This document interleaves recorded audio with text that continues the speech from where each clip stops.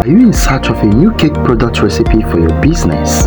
Well, search no further, for I got one for you. This is a well-preserved, tasty and fluffily baked designer's cake product suitable for your commercial needs.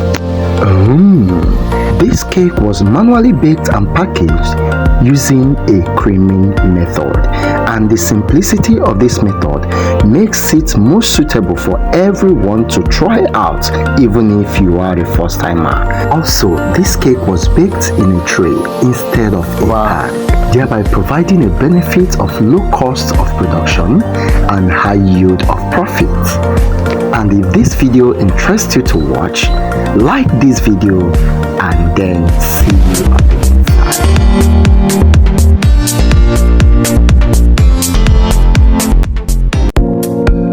You will be needing 1 kg of margarine for this recipe.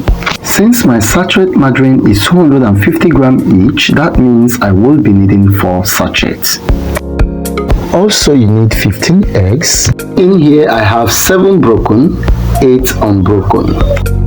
Half cup of powdered milk, cinnamon powder and liquid flavor, which I will show you later. The dry ingredients will be introduced later.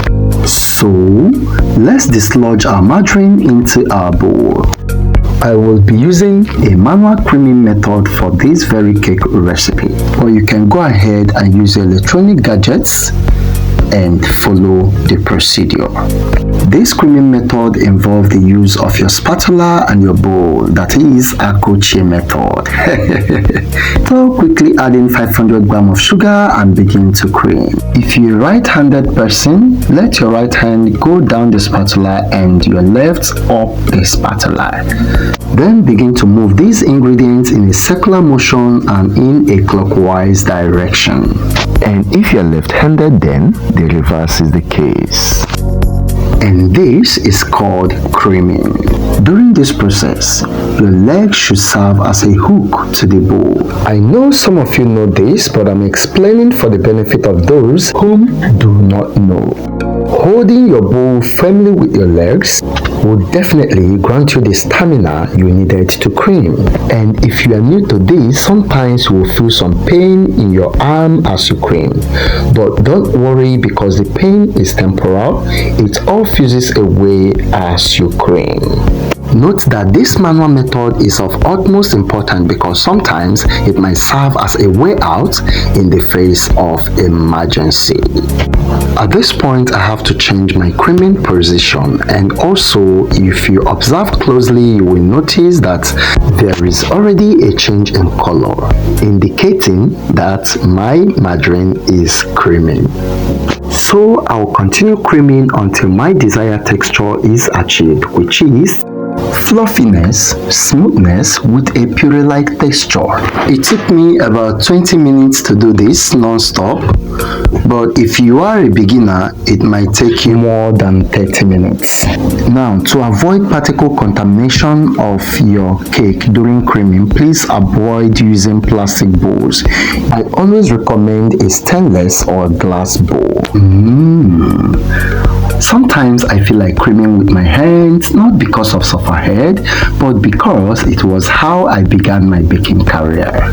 So I tested, not completely ready, but almost ready. So let's cream some more.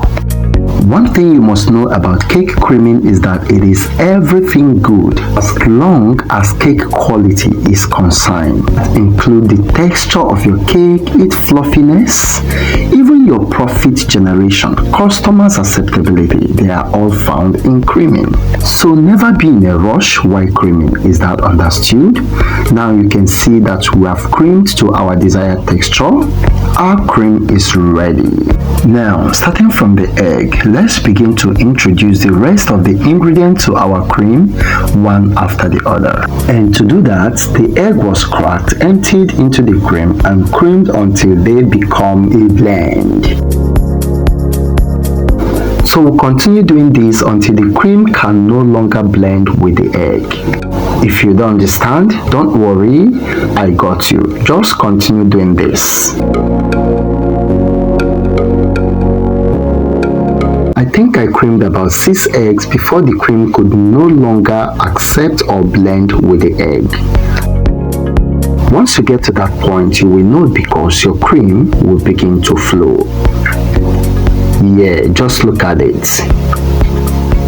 Can see it? Can see it? Yeah, this is what I'm talking about. At this point, the cream could no longer contain the egg. So I will transfer the rest of the egg into my bowl, crack them, and then whisk before reintroducing into the cream. And with the help of my whisker, I'll whisk the egg until it foams completely.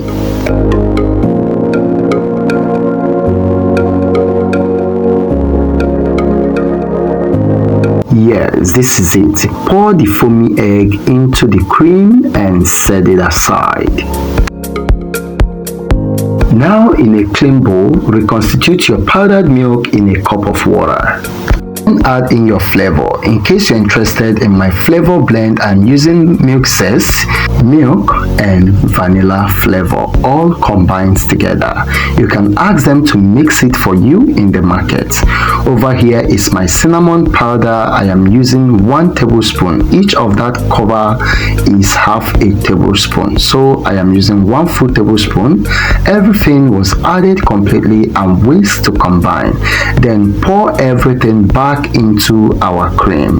Move in with a tablespoon of preservative. You can see it, this is half, so I will add another half. The next ingredient is the baking soda, and if you've not been baking your cake with a soda, especially for business, believe me, you are wrong. For the baking soda, we'll be adding half tablespoon, while the other half tablespoon will come from the baking powder. And finally, half tablespoon of salt will go in to enhance the taste and flavor of every other ingredient added. Now mix all these ingredients to combine and soak with the wet ingredients. For the flour, we are using 1.5 kg. Then go ahead and sift the flour if you want. Incorporate half of it first and mix, and later on add the remaining half.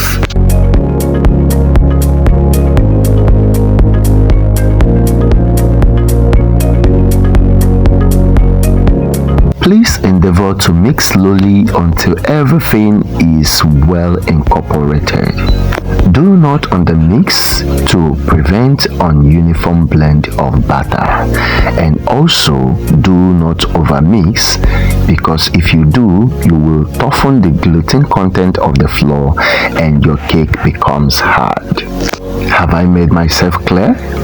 Okay, now we are going to be baking this cake in a tray, not a pan. So to do that, I'll go ahead and grease my pan with oil, then align parchment paper to the pan to avoid burning or excessive browning on the underneath. Introduce your batter to your tray and then level up. Now listen, I was very intentional about baking this cake in a tray. This is because it provided me with lots of benefits, especially economic benefit. And one of those benefits is that the quantity of cake obtained from my tray cake after cutting was much higher than the quantity or the number of cakes I got when I made the cakes directly into their unit pans. Next step is to make a chocolate batter for the cake design. In here I have a tablespoon scoop of the cake batter. I will introduce my half tablespoon of cocoa powder to it with a little bit of water and mix to combine. The quantity of water to mix the batter should be reasonable enough to cause the batter to flow effortlessly during piping. And once you are done mixing, pour out the cake batter into your piping bag with nozzle and begin to design the cake. You can choose however the cake is designed. You can also choose not to design at all.